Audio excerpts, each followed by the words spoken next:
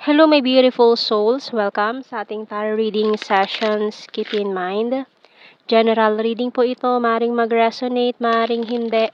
Kunin nyo na lang po kung para sa inyo and leave the rest.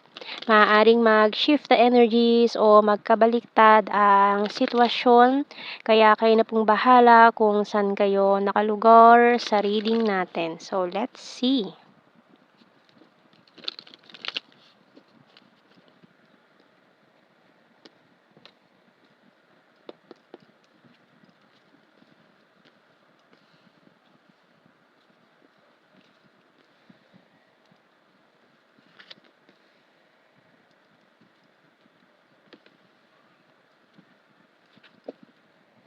Okay, so we have here specific sign, strong Libra. Okay, so strong Libra ang ating placement na nasagap dito. May Taurus and other air sign and fire sign, ganyan.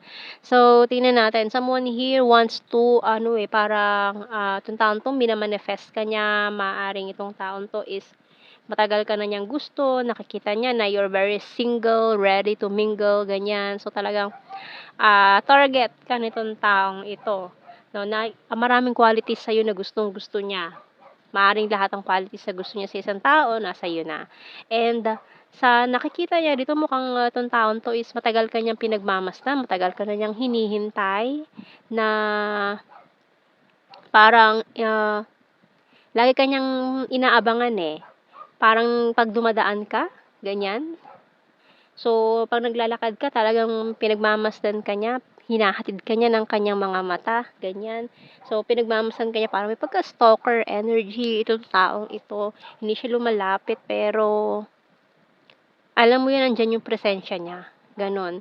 So, may energy din dito na parang galing ka sa isang relationship na mukhang alam nitong taong to. May pagka-investigative energy itong taong to eh. Alam niya yung mga nangyari sa buhay mo. Ultimo favorite color mo, favorite food mo, yung mga favorite places mo, alam na agad itong taong to kahit mukhang hindi pa kayo nag-uusap. Alam niya rin yung mga past relationship mo na mukhang mabigat yung past honey mo with that person na niloko ka, binetrayed ka. Alam niya lahat ng past relationship history mo. Ganun katindi itong obsessed, di ba? So, tingnan natin, anong message ng ating archangel natin dito sa reading na to? Kasi mukhang wala siyang ginagawa, nakatingin lang siya, nagmamasid lang siya. Iniimbestigahan niya bawat galaw mo, nangyayari sa buhay mo. Di ba? So, we have here Victory by Archangel Sandalphon. Your prayers have been heard and answered. Have faith. O, di ba? So, yan ang sagot. Kung ano ba? Ano ba mga pinagdarasal mo sa buhay? O, di ba? Ayan ang sagot. Magtiwala ka lang. Okay? So, tingnan natin. Nandyan na ang sagot. So, bahala ka na. Tiwala ka na lang. So, let's see more messages or something. Mga signs and symbol cards, closed book. So, meron ka na talagang sinaradong kabanata dito. Kinat off mo na yung person na yun na matindi ang trauma na pinagdaanan mo. So, alam din niya yun. Diba? Alam niya yun. Alam niya lahat. Coffin. Scorpio energy, lakas ng Scorpio vibes ng person na yon. Talagang siya, magaling siya sa investigative 'di ba? So magaling magbusisi itong taon to, mag-imbestiga. Parang investigador ng bayan, hindi kanya tatantanan, 'di ba? Ayaw kanyang tantanan. So we have here the deep well playing cards, broom and ring. Bottom card is pillow. Kasi alam niya, mukhang nagmo-move on ka, nasasaktan ka pa. Alam niya malungkot ka na kita niya sa mga mata mo na malungkot ka. No, may mga sleepless nights ka pa diyan na parang gusto ka niyang damayan, gusto niyang ipaghiganti ka doon sa taong yun na nanakit sa'yo. Ganyan. So, oops. Tingnan natin sa tarot messages, oracle cards. Kasi yung tao yun mukhang pinaglaruan ka no? niloko ka tapos pinagtaksilan ka pa, sumaring pwedeng kaibigan niya pa yun, 'di ba? So, kaya nagagalit siya dun sa person na yun, kung magkaibigan man sila or magkakilala. I will fight for you, o 'di ba? Gusto ka niya ipaglaban. And this person really want a family with you. I'm honest to you. We're compatible to each other. Sorry, I'm wasted. So, yung energy mo wasted. Kumbaga, parang ikaw, lagi ka nasa bar, nagiinom, para makalimot, di ba? And siya nakamasid lang sa'yo, binabantayan ka. I have multiple opportunities. I'm talking to you telepathically. And ito pa, this person is really addicted to you, obsessed. Di ba? And bottom card, you excite me. So, kapag nakikita ka niya, kompleto na yung araw niya, na-excite siya, ganyan. So, ayun.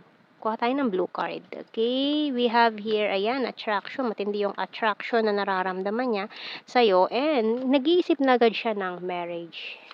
Layo na narating ng imagination niya. True love. Oh, true love pa, di ba? So, kuha tayo ng mga initials natin. So, the attraction is very strong.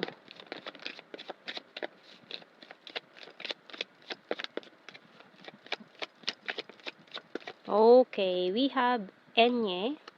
C. Baliktad. And M. V. N. K. U. S. D. X. A ang bottom card. Okay. So, let's see sa ating general signs and the messages. Mga keywords na lang to. Hindi na natin kailangan i-explain yan isa-isa. Okay, so we have here October. So, maring birth month, special month, or baka October kayo nag-meet, or ganyan. Basta kung ano meron sa October na connected sa inyo. So, we have here number 3. Leo sign.